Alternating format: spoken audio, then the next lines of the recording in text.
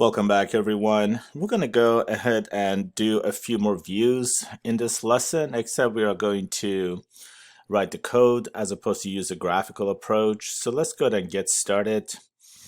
I am going to quickly take a look at this AdventureWorks, let's say 2019 that we have.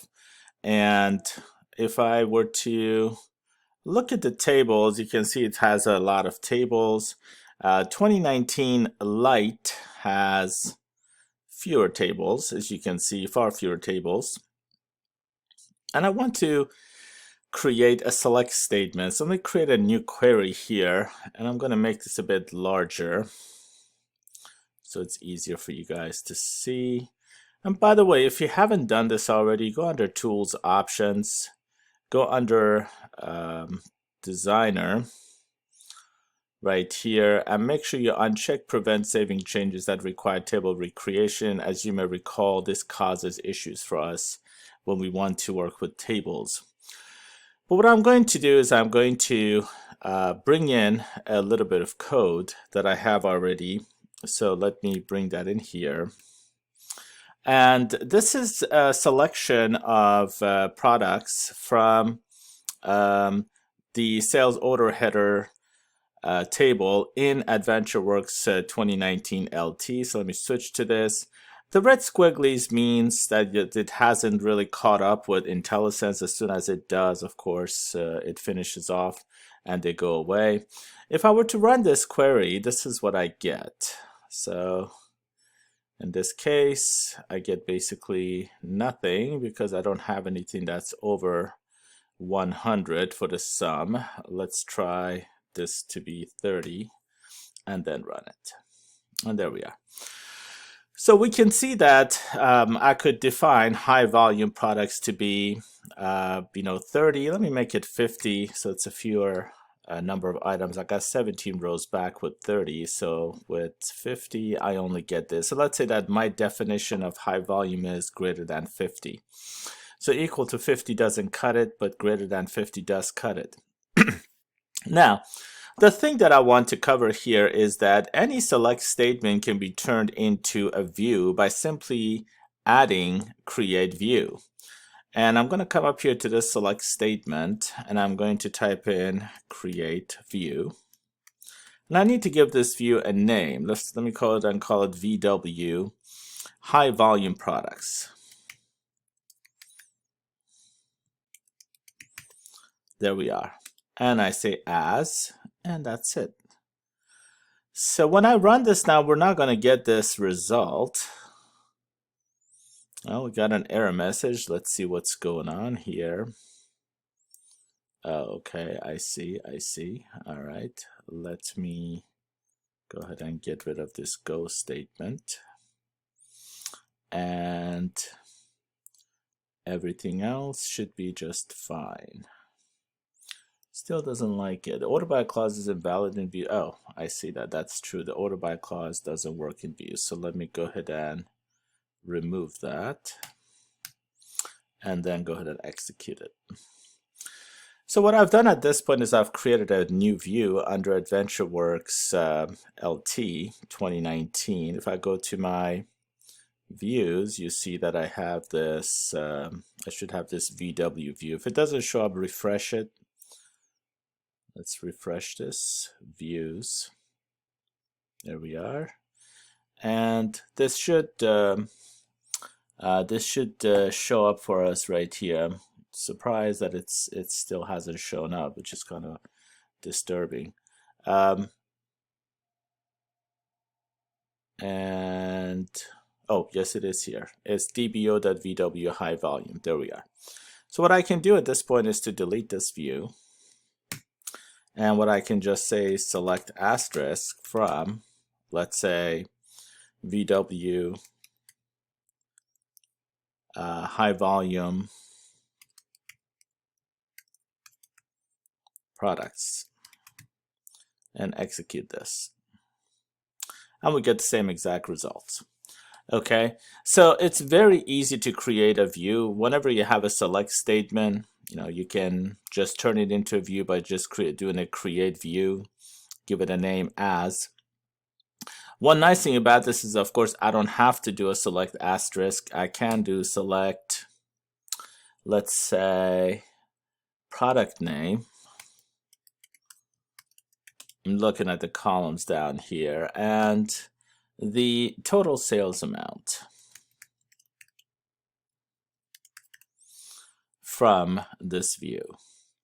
Now this, the red squigglies are showing up, which is kind of annoying. So you can go under Edit IntelliSense, refresh local cache, just wait a few seconds and they go away and we're good to go.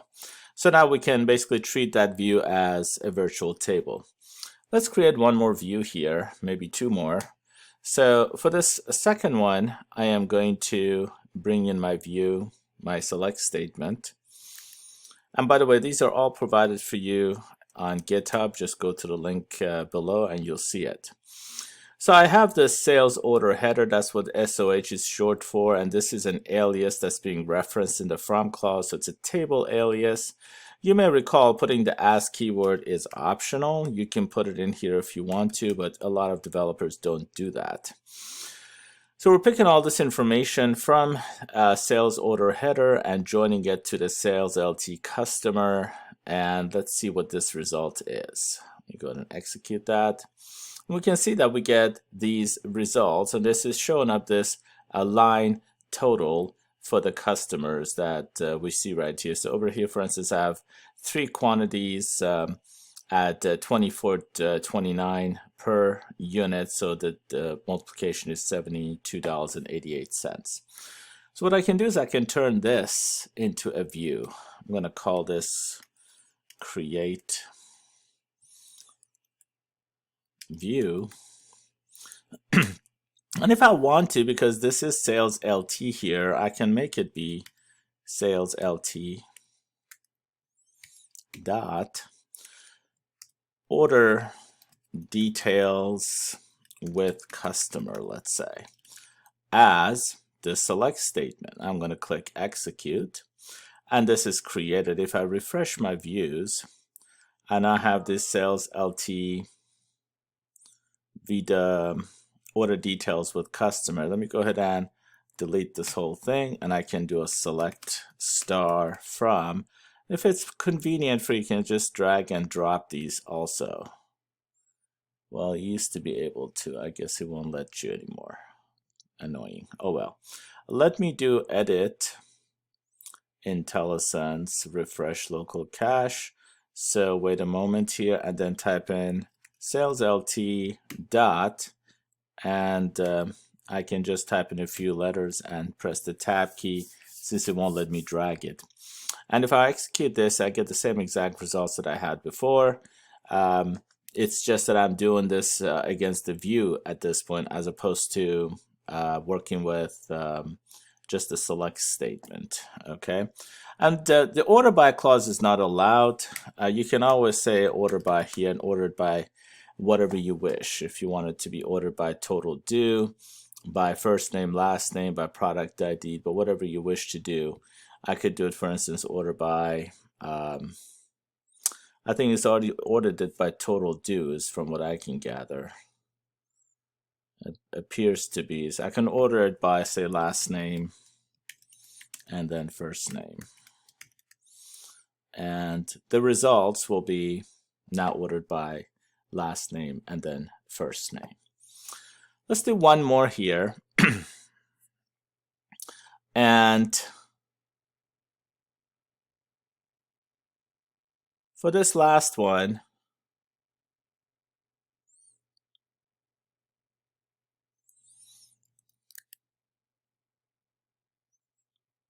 let me first put in the select statement.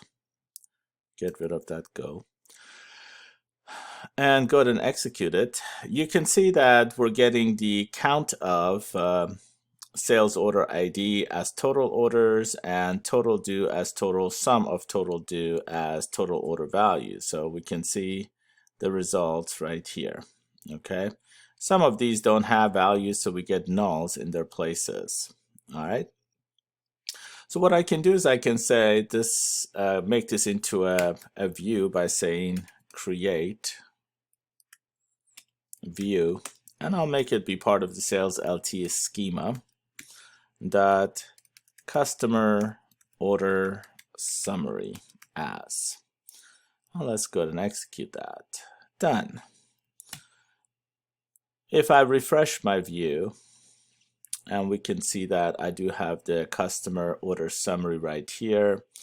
Let me do a select asterisk from, and let me refresh my local cache so that I can use the tab key.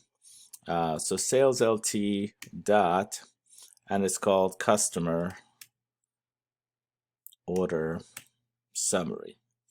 I execute this, I get the same results. I can say where total order value is not null, and this will return only the ones where the total order value is not null. You can see it's much more convenient to work with a view than having to work with the original select statement. This is a lot more convenient. If at any point you want to alter the view or change it, you just have to right click it here, and you can go back to design of the view, and it brings it up here. You can design it this way if you wish. So that's one approach that you have. You can make changes here and save it. I don't want to do that. You can also right click this, and you can say script view as, if you will, and notice it says alter to. I can say new query window, and it brings up this view. It adds a bunch of stuff, but now it's an alter view, and what I can do is I can go ahead and make some changes here. Perhaps I want to get some additional field. Perhaps I don't want the customer ID at all. I can remove it, re-execute it. It will recreate a view, alter it basically, and then you're good to go at that point. Well, that's it for this session. And the next session, we're going to take a look at a new concept. If you're enjoying these videos, I do appreciate it if you share it with loved ones and friends, and I'll see you in the next video.